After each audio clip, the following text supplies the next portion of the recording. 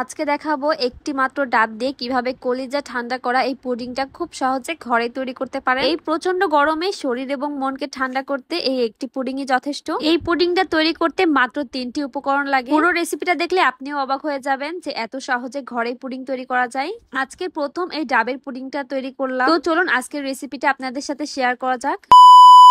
আসসালামু আলাইকুম, সবাই কেমন আছেন? আশা করছি সবাই ভালো আছেন। সবার অনেক দোয়া এবং ভালোবাসায় আলহামদুলিল্লাহ আমরা অনেক ভালো আছি। সবাইকে আমার নতুন একটা ভিডিওতে অনেক ভালোবাসা এবং ওয়েলকাম জানাচ্ছি। আজকে প্রথমবারের মতো এই ডাবের পুডিংটা তৈরি করেছি। এত সহজ এবং মজার হবে আমি তো কল্পনাও করিনি। ডাবের পুডিংটা তৈরি করার জন্য প্রথমে আমাদের লাগবে একটি শাঁসওয়ালা ডাব। যদিও যে ডাবটা নিয়েছি সেটা অনেক কচি ছিল, এর মধ্যে এখনো শাঁসটাই তৈরি হয়নি। শাঁসওয়ালা ডাব দিয়ে পুডিংটা আরো বেশি ভালো হয়। এবারে ডাব থেকে পানি বের করে নিব। এই পুডিংটা ফেল হওয়ার সম্ভাবনা একেবারে কম। অনেক সময় আমরা পুডিং তৈরি করি কিন্তু সেই পুডিংটা পারফেক্ট হয় না, কিন্তু আজকে আমার রেসিপিটা ফলো করলে আপনাদের পুডিংটা একদম পারফেক্ট হবে। আর এই তো এই ছোট্ট একটা ডাব থেকে 1 গ্লাস পানি হয়েছে।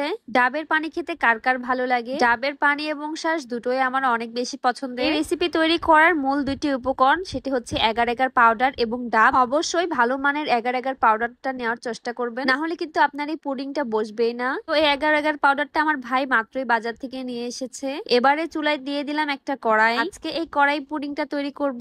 আপনারা চাইলে একের অধিক ডাব দিয়েও এই পুডিংটা তৈরি করতে পারবেন। এবারে এই প্যানের মধ্যে দিয়ে দিলাম ডাবের পানিগুলো। ডাবের পানিটা যদিও মিষ্টি, তারপরে এখানে আমি পরিমাণ মতো চিনি দিয়ে দিলাম। চিনি দেওয়ার পরে ডাবের পানিটা আরো একটু জাল করে নিব। এবারে এই এগার এগার পাউডারটা আমি এখানে 1 চামচের মতো নিয়েছি। এবারে এই এগার এগার পাউডারটা পরিমাণ মতো পানি দিয়ে গুলিয়ে নিব। গরম পানির মধ্যে দিলে দলা পেকে যেতে পারে, তাই এখানে আলাদা ঠান্ডা পানি দিয়ে গুলিয়ে নিব। এবারে এগার এগার পাউডার গুলানো পানিটা দিয়ে দিলাম ডাবের পানির মধ্যে, দিয়ে আরো একটু জাল করে নিব। পাউডারটা দেওয়ার পরে একটু ফুটে উঠলেই কিন্তু আমার এটা একদম রেডি হয়ে যাবে। পুডিংটা তৈরি করার জন্য একটু শাঁসওয়ালা ডাব কিন্তু অনেক বেশি ভালো হয়, তাই এখানে ফ্রিজে থাকা নারকেল দিয়ে আমি একটু ডেকোরেশন করে নিচ্ছি। এবারে এই তো এই গরম মিশ্রণটা এই বাটির মধ্যে ঢেলে দিলাম। ভালোভাবে ছেঁকে নিচ্ছিলাম যাতে ডাবের কোনো অংশ এর মধ্যে না যায়। এই তো 2 ঘন্টা মতো ফ্রিজে রেখে দিয়েছিলাম আর আমার পুডিংটা একদম রেডি হয়ে গিয়েছে। এবারে পুডিংটা মোল্ড আউট করার পালা। আমি চারিদিক ভালোভাবে ছাড়িয়ে নিলাম। এবার প্লেটের উপর করে দিব যাতে পুডিংটা খুব তাড়াতাড়ি বের হয়ে আসে। কিন্তু যত সহজ ভাবে আমরা ভাবি না কেন তত সহজে কিন্তু হয় না। এবারে আমি এই চামচের পেছনটা দিয়ে ভালোভাবে আর একটু ঘুরিয়ে নিলাম। আর এই তো এবার কিন্তু খুব তাড়াতাড়ি উঠে যাবে মনে হচ্ছে। যদিও চামচের পেছনটা দিয়ে একটু জোরে গুঁতা দিয়েছিলাম, যার কারণে পুডিং এর এক সাইড একটু হালকা ভেঙে গিয়েছে। সত্যি বলতে আমার পুডিংটা অনেক বেশি সুন্দর এবং পারফেক্ট হয়েছিল, সেটা তো আপনারা দেখলেই বুঝতে পারছেন। তো সহজে এটা তৈরি করতে পারবো আমি তো ভাবতেও পারিনি। এবারে আমি পুডিংটা টুকরো টুকরো করে নিব।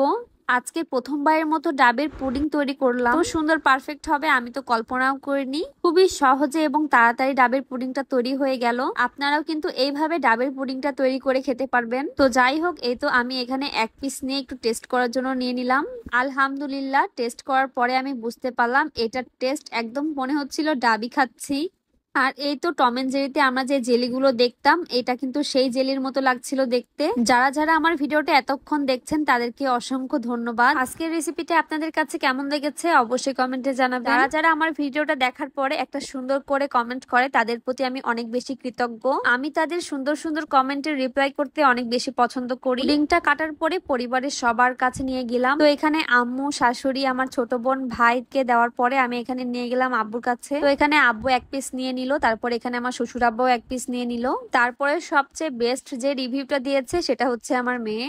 তো সবাইকে ধন্যবাদ জানিয়ে আজকে এখানেই শেষ করছি। সবাই ভালো থাকবেন, সুস্থ থাকবেন এবং আমাদের জন্য দোয়া করবেন। আজকে এই পর্যন্তই, দেখা হয়ে যাবে নেক্সট কোনো ভিডিওতে। সে পর্যন্ত সাথেই থাকবেন। আল্লাহ হাফেজ, আসসালামু আলাইকুম।